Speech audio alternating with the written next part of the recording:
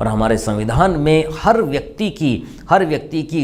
कश्मीर से लेकर के और कन्याकुमारी तक और पूर्व से लेकर के पश्चिम तक सभी व्यक्तियों की, हर व्यक्ति हर वर्ग की संविधान के प्रति, हर धर्म हर जाति हर भाषा हर व्यक्ति की संविधान के प्रति जो प्रगाढ़ अगाध जिसे श्रद्धा कह सकते हैं, वो श्रद्धा इसी रूप में इसीलिए मानी जाती है कि उसको हमेशा हर व्यक्ति को ये लगता है, प्रत्येक व्यक्ति को ये लगता है, निम्न से निम्नतर व्यक्ति, उच्च से उच्चतर व्यक्ति, हर व्यक्ति को ये लगता है कि मेरे अधिकारों की, मेरे मानवाधिकारों की सुरक्षा अगर कोई करता है तो वह संविधान करता है। संविधान में इस तरह के बेहतरीन जो उपाय किए गए, ये निश्चित रूप से अंबेडकर जैसे उस महान व्यक्तित्व की सोच ही रही हो।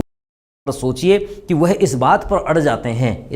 जाते हैं, पंडित नेहरू प्रधानमंत्री से अड़ जाते हैं, प्रधानमंत्री से, कि हिंदू कोड बिल में महिलाओं को सशक्त करने वाले प्रावधान कीजिए। और इस बिल में उनका सीधा मानना था कि महिला सशक्तिकरण के बिना देश उन्नति के तौर पर आगे नहीं बढ़ सकता है। उन्हें आप समानता का अधिकार दीजिए। उन्हें संपत्ति के अधिकार के लिए वो लड़ गए और उनको किस तरीके से, चाहे उसमें जो उनके खिलाफ जिस तरीके की हिंसा,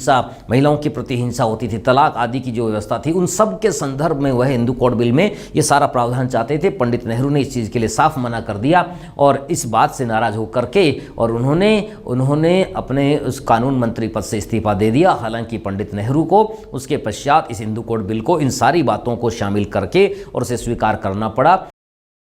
चाहे पावर ग्रिड हो, बिजली का ग्रिड हो, क्योंकि बिजली निर्माण या ऊर्जा निर्माण के लिए जो भारत में जहां भी पोटेंशियल या क्षमता है, अर्थात जहां पर विद्युत निर्माण की क्षमता है, उस जगह पर तो बिजली पर्याप्त बन ही रही है और वहां के लोगों के लिए काम आ ही रही है। लेकिन वे इलाके जहां पर इस प्रकार के विद्युत निर्माण या बिजली निर्माण के लिए कोई व्यवस्था नहीं है, उनकी संभावना पोटेंशियलिटी नहीं है, उन क्षेत्रों में भी इस प्रकार की व्यवस्था सुनिश्चित की जाए। तो इसके लिए उन्होंने प्राधिकरण, एक अथॉरिटी बनाने का सुझाव दिया। और आप सोचिए